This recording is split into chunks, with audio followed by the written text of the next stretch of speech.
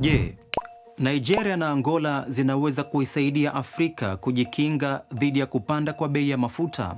Mashambulizi ya pamoja ya Marekani na Israel yamesababisha bei ya mafuta duniani kupanda kwa takriban 20%.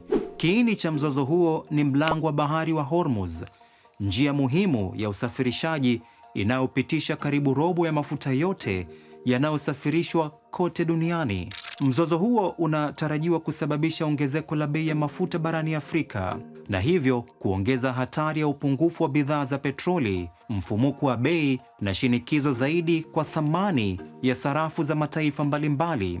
Afrika huzalisha takriban mapipa milioni 10 ya mafuta kwa siku, sawa na 10% ya uzalishaji wa dunia, huku Nigeria na Angola zikiwa miongoni mwa wazalishaji wakuu.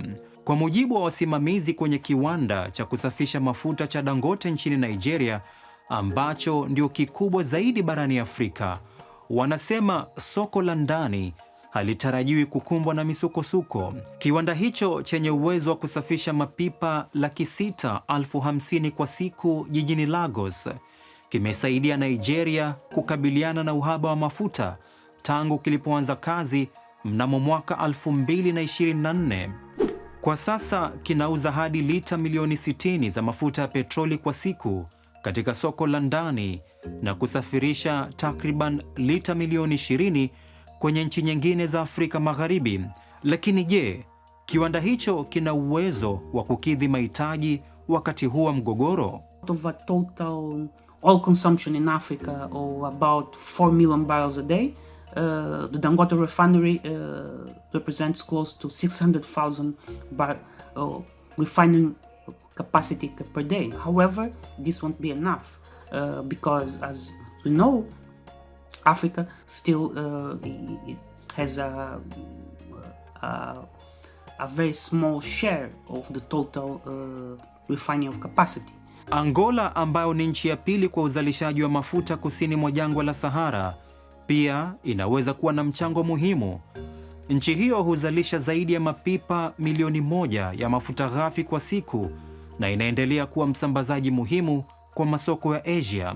Baada ya kujiondoa OPEC mwaka 2023 ili kupata uhuru zaidi wa kuamua kiwango cha uzalishaji, Angola imekuwa ikijitahidi kuimarisha uzalishaji wake katika wakati ambapo visima vya zamani vya mafuta vikianza kupunguza uzalishaji.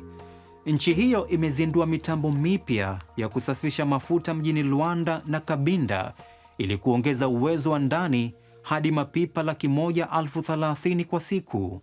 Angola in recent years also has been investing in significant refining capacity. In this crisis in the Gulf, in the Persian Gulf, in the Strait of Hormuz, will increase interest for Angola, and we start to see this. Kwa kuwa Nigeria na Angola zote ziko upande wa Atlantiki, zinatoa njia salama na ya kuaminika zaidi ya usambazaji kwa mataifa mengine ya Afrika bila kutegemea njia hatari za Mashariki ya Kati. Hata hivyo, wazalishaji wengine wa mafuta barani Afrika pia wanaweza kusaidia kupunguza shinikizo. Countries like Libya, despite the fact that Libya is still in conflict, is divided into basically parts with two rival governments. Countries like Algeria can also help. They also have a significant oil production.